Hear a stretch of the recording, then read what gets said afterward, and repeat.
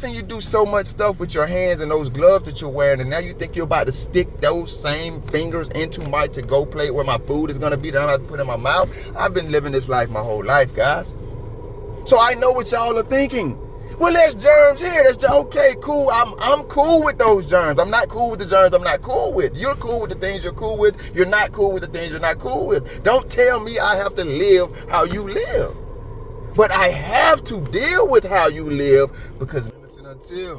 What's going on, man? I hope y'all having a nice whatever you're doing, day, evening. There's no telling when I'm gonna drop this video, man. But while I'm recording it, I'm gonna be honest with you. I'm sitting in Palm Beach. It's very beautiful out here. It's also very, very hot. I'm not saying that as a complaint. Thank God for the day. I was handling some business. Y'all know that's my tagline. I'm never gonna tell y'all what I'm doing. Why would I? Anyway, but I'll tell you where I was at this time. I was handling some business at the bank. So I go into the bank, right? I bank with Wells Fargo. I'll give you that information. I go into the bank and everything. I'm in and out, right? When most people go to the bank, you're in and out, right? The most memorable thing about the bank most of the time, for me anyway, is that sometimes the line may be a little longer than I prefer. But other than that, bank trips are by and large forgettable. I'm just going to be honest with you. And I expected this one to be no different, but I did have to use the restroom, and I knew that before I went into the bank. I didn't expect the bank to have a restroom. Excuse me. It's probably because I've never gone to a bank having to use the restroom. So I've never looked when I was in there. They may all have them, you know what I mean, to my knowledge. But when I was, almost done handling my business, I was looking around while the teller was doing what she was doing. And I seen they had a restroom very conveniently. I wasn't expecting that. I thought I was going to have to go somewhere else and use the restroom. So, I handled my business. I went in the restroom very quick, washed my hands, turn around, reach up into the paper towel dispenser, and there's no paper towels in there. Not a big deal, but not a big deal. I'm on my way out. My hands are washed. I've been in restrooms that didn't have anything, no soap, no anything. And I'm talking about a restaurant. So I'm immediately thinking, how are you people even cleaning your hands? What the hell are y'all doing? Y'all cooking? Y'all dealing with people's food and utensils? How are you washing your hands? I hope you're not using the restroom and then going back to the kitchen and cross-contaminating restroom filth with kitchen filth and washing your hands. But either you're doing that or you're not washing your hands. Anyway, I'm just saying I've been in worse bathrooms. Please stay with me.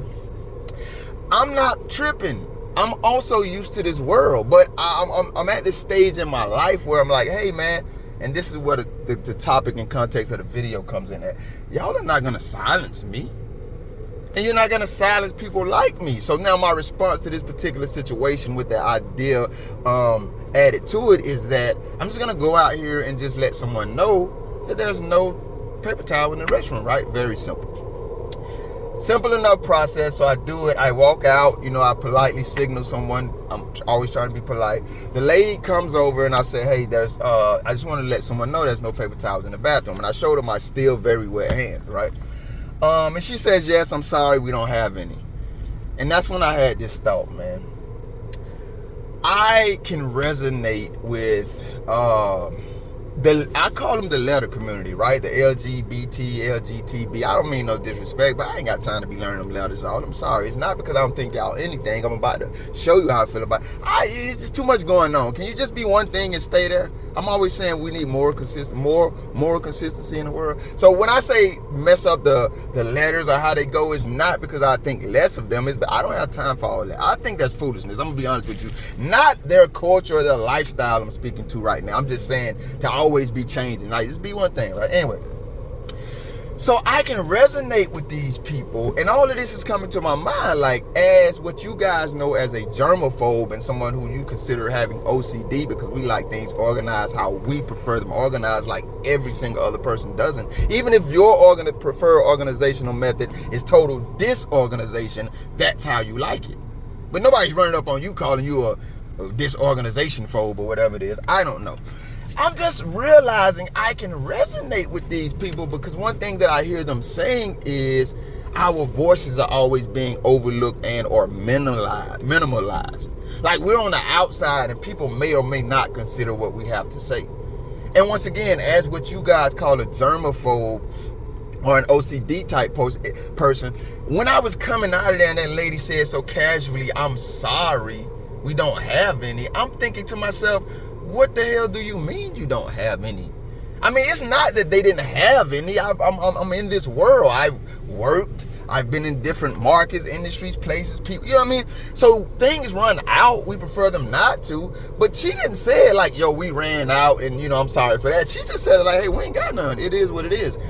And this is my problem, and this is where I say, okay, well, cool. Maybe God let this happen. I don't know. I may be reaching here. So I could be reminded that, yes, I do know how these people feel. And then I begin to think, not only do I know how they feel to have your voice minimalized and pushed to the outskirts because you are a certain type of this, I can say that because not only I'm a man, I'm a black man, I know what marginalization feels like. And I'm thinking all of these thoughts in my head, as I always say, but I'm explaining it to you. But I'm literally thinking all of these thoughts as I'm walking back to my vehicle. And respectfully, guys, I came to this conclusion. This is the difference. I'm so detached from being marginalized. I'm so detached from thinking that marginalization can have any real impact or effect on my life, that I never just yield to it and stop and say I'm marginalized, because I don't feel marginalized. I want to tell y'all a story. Maybe I'll tell y'all yesterday maybe I'll tell y'all one day. Something very significant happened to me yesterday, and it would show you why I say I don't feel marginalized. But instead of telling you specifically, I would just tell you generally speaking.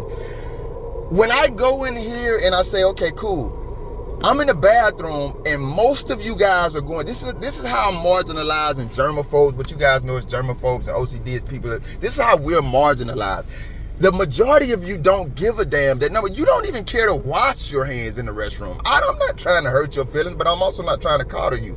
Most of you don't even give a damn to wash your hands when you're in the restroom. And even if you do, you just vaguely run your hands under the water, grab some soap, do it real quick, and you're out of there. I'm saying that not to insult you. I think that's very filthy, but that's your choice of life. I don't have to insult you. You live how you want to live. If it doesn't impact me, I don't have to speak on it or be impacted by it. But I am, though, because it's one of you that do that. It's two of you to do that. It's three of you to do that. It's four of you to do that. It's 5 and 6 and 7 of you to do that, and even 8 of you to do that. So now y'all going in and out of the restroom, not minding that there's no soap in there, not minding that there's no paper towel in there. So now when the one person comes along that says, hey, damn it, obviously it's supposed to be here, right? For all types of reasons, not the least being that you have a paper towel dispenser on the wall. So don't tell me that you don't have any paper towels. Like when I remind you very polite, I said, it was no kind of tension or drama. She said they didn't have any. I left. I was blown away that you would be so casual about not having something so simple to make your customers experience what it should be. But it was no trouble. But it should be there. And y'all live in such a way that it does marginalize us. So when I come by and say that, if I'm in this restaurant and I'm asking the lady or the guy, hey, and I practically got a bed, because I want to have to cuss your ass out when you act like I said something wrong, when I politely say, hey, can you grab my box, my to-go box, or the plate that you're about to put my food on? Can you grab it from the outside or something? Because you just took that person's money and the person's money before that, and I seen you pick up your phone and put your Bluetooth in your ear, and I seen you, straighten your food stain apron out, and you rubbed your past, and you do so much stuff with your hands and those gloves that you're wearing, and now you think you're about to stick those same fingers into my to-go plate where my food is going to be that I'm going to put in my mouth. I've been living this life my whole life, guys. So I know what y'all are thinking. Well, there's germs here. Okay, cool. I'm cool with those germs. I'm not cool with the germs I'm not cool with. You're cool with the things you're cool with. You're not cool with the things you're not cool with. Don't tell me I have to live how you live. But I have to deal with how you live, because many of you feel, and I'm still speaking about the germaphobe and OCD. Y'all are the majority. We're the minority. So when I ask the lady or the guy to please pick the plate from the outside so you don't have to touch the inside, and they throw a tantrum. Now, if I throw a tantrum back, I'm the bad guy. But why don't you realize you shouldn't touch all of those things and then try to touch someone's food or a place with people's food? Yeah, I know your parents raised you better than that, but I'm lying. They probably didn't, because they probably like you. We're not cave people here, guys. We don't live in the wilderness. We don't have to not bathe and not wash our hands before. We don't have to do any of that. But if you do it, that's on you. I'm just telling you that so many of you do it, it begins to fall back on us who don't, and then we become the marginalized ones. You know how many times I walk, I'm going to post this picture on Twitter. I have my own pens.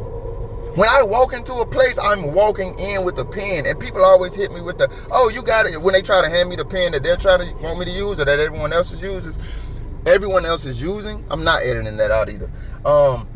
When they do that and I pull out my own, someone inevitably always hits me with the, oh, he has his own pen. I mean, why wouldn't I? In my mind, but I get the dichotomy in my mind, why wouldn't I? You think I'm finna touch that nasty ass pen that 1,000 other people touch on a daily basis that y'all never watch, change, sanitize, anything? What the hell would make you think I'm finna touch that? Y'all don't wash y'all hands after y'all digging y'all nose. Y'all don't wash y'all hands after y'all blow y'all nose. I know y'all probably ain't washing your hands after y'all use the bathroom and do it. I don't even care if you just rub your hands through your hair. I don't know what's in your hair. You think I want you to rub your hands through your hair, touch a pen, and I'm gonna touch it? I know this sounds crazy to y'all, and I just want you to know it sounds just as crazy to us that y'all are willing to do these things. But y'all are the minority, so we get marginalized. So when you hear cops saying they went in Bryan's house and he allegedly was putting his things in separate bags, or however they said that, when you hear all these other, y'all think that's crazy and that contributes to him possibly being a murderer or definitely being a murderer. I hear that shit, I say the man sound like he living life like he want to live life to me. These things don't make anybody a murderer. Because y'all would think I'm a murderer because I refuse to touch that filthy ass pen that y'all touch. Y'all would think I'm a murderer because I'm not happy that y'all don't have paper towels in the bathroom for me to dry my hands, even though they're washed, so that would be the right. I could do it on my clothes, I can do it in the air. I could, right? But I just like the paper towel dispenser is there. I think there's supposed to be paper towels in it. So I didn't really make this video to say anything, man, but I just was reminded that, I guess I do have a point. I just was reminded in that instance that, yeah, I do know how it feels to be marginalized, but I guess the point is the difference, and this is where the dichotomy is in me and other people. And I'm not better than anyone, I'm just describing an obvious difference from my vantage point. Y'all use these opportunities to say that, hey, I'm a victim. Look at what they're doing to me. Look at how they're treating me. Look at the word that they're designing for me. They're not thinking about me when I'm nobody's victim, bro. If I think something needs to be addressed, I'm going to find a respectful way to tell you, hey, there are no paper towels in the paper towel dispenser for your customer. Hey, ma'am, sir, can you please? Sometimes I just don't even go in restaurants because I don't want to be I don't want the drama. I don't even want you to look at me crazy when I ask you very politely not to do something that you should know not to do. But I will, though. Or I will decide just not to go there, but none of those decisions make me feel like a victim. A lady came on my YouTube comment, a post I put up, I can't remember what the post was, but she literally said, women do not ask to be sex trafficked, or it's not their fault they're being sex trafficked. A man makes a threat and a woman has to go and sell her body. Who the hell do you think you're talking to, man? What the hell do you mean the future is female, woman power, fight like a girl? All a man got to do is, are you lying? Are you out your damn mind? Women lie and say men threaten. Women go to the police in these shelters and lie and say men threaten them and get get protection from that man. What in the hell wrong with you you think you're going to tell me a man threatened all these damn women out here selling vagina and that's why they are? It's a whole nother story. But here's that marginalization again, because she could say that in a crowd of you guys and you would eat it up. Just like they can say, hey, Bryan did this and it's totally different from how y'all doing it, and y'all eat it up and think that makes him a murderer. These things don't make us murderers. They don't make us weird. They don't make us germaphobes. They don't make us OCD. They make us exactly like you. People that prefer life the way that they prefer life. And for you who find yourselves on the marginalized side of that conversation, because in some ways we're all marginalized, I always say this because God revealed it to me. There is no sin in privilege. There is no injustice in privilege. Privilege is a gift. It only goes left. It's only wrong. It's only peculiar when we use our privilege to disadvantage people or only for ourselves. But if you are a disadvantaged person, if you are a marginalized person, shut your weak ass up and stop giving in to your weak. You are here to, if you're a woman, fight like a girl. Stop whining like you're a 3-year-old damn toddler about everything. And if you're a man, boy, ain't no way in hell I want you around me with that type of foolishness. I'm not telling you life won't kick your ass sometimes. You just feel like I don't want to be here no more. I feel like that sometimes. But damn it, as long as you're here, fight, stop whining. I don't give no damn about no marginalization. Some of us are marginalized, all of us are marginalized in some way, I imagine. The difference is some of us whine and some of us fight back. I prefer people who fight back. I think you should fight back. This ain't got nothing to do with nothing. Y'all be safe, innocent until.